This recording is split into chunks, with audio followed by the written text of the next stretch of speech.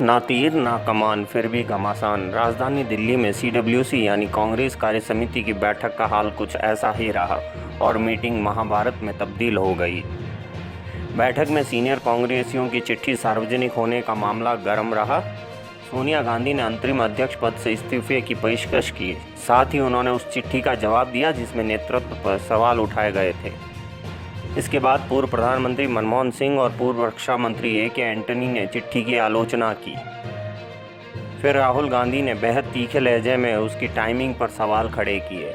उन्होंने यहाँ तक कहा कि चिट्ठी बीजेपी के साथ मिली भगत कर लिखी गई है। इस पर वरिष्ठ कांग्रेसी गुलाम नबी आज़ाद उखड़ गया। आज़ाद ने कहा कि अगर मिली भगत साबित हो गई तो वे इस्तीफा दे देंगे। दूसरी तरफ वरिष्ठ कांग्रेसी नेता कपिल सिब्बल ने ट्विटर बायो से कांग्रेस हटा दिया है। उन्होंने राहुल के बीजेपी से मिली भगत वाले आरोप पर तीखे शब्दों में ट्वीट भी किया था, जिसे बाद में डिलीट कर दिया गया। बैठक के दौरान पूर्व कांग्रेस अध्यक्ष राहुल गांधी के तेवर खासे तीखे थे। राहुल गांधी ने कहा कि सोनिया गांधी के अस्पताल में भर्ती होने के समय ही पार्टी नेतृत्व को लेकर पत्र क्यों भेजा गया, क्यों पत्र उस समय लिखा गया जब राजस्थान में कांग्रेस सरकार संकट का सामना कर रही थी। पत्र में जो लिखा गया उस पर चर्चा सीडब्ल्यूसी की बैठक में करनी चाहिए थी, ना कि मीडिया में। यही नहीं, राहुल ने आरोप लगाए कि ये पत्र बीजेपी के साथ मिली भगत में लिखा गया है। राहुल के साथ साथ प्रियंका गांधी ने भी गुलाम नबी आज़ाद से नाराज़गी जाहिर की।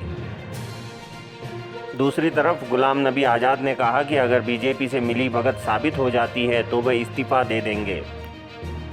इधर पूर्व पीएम मनमोहन सिंह और वरिष्ठ कांग्रेसी ए.के. एंटनी ने चिट्ठी लिखने के कदम की आलोचना की।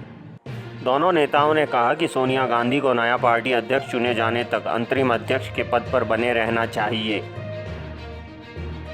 इधर मीटिंग के अपडेट्स आने के बाद बाहर से भी आवाज़ें बुलंद होनी शुरू हो गई है। सोनिया गांधी को चिट्ठी लिखने वाले उन 23 कांग्रेसियों में से कपिल सिब्बल भी एक थे। राहुल गांधी के बीजेपी संग मिली भगत का आरोप लगाने के बाद सिब्बल ने ट्वीट किया। राजस्थान हाईकोर्ट में कांग्रेस पार्टी को सफलतापूर्वक डिफेंड किया। मणिपुर में बीजेपी सरकार गिराने में पार्टी का बचाव किया। पिछले 30 सालों में किसी मुद्दे पर बीजेपी के पक्ष में कोई बयान नहीं दिया, लेकिन फिर भी हम बीजेपी के साथ मिली भगत कर रहे हैं। कुल मिलाकर कांग्रेस की आंतरिक कलह खुलकर सामने आ गई है। Bureau report, Indian TV news.